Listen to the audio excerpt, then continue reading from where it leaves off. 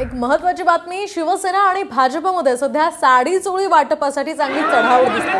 साडी चोळी घेण्यासाठी महिलांची झुंबड उडाली आहे। तर हदगाव हिमायतनगरमध्ये साडी चोळी वाटपाचे हे सोहळे सध्या होताना पाहायला मिळतात। विधानसभा निवडणुकीची जोरदार तयारी सुरू आहे आणि त्यामध्ये अशा प्रकारची ही प्रलोभनं दिली जात आहेत। त्यातच आता शिवसेना आणि भाजपमध्ये सध्या या ठिकाणी अशा प्रकारच्या कार्यक्रमांसाठीची चढाओढ दिसून येते। महिलांची चांगलीच झुंबड उडालेली आहे।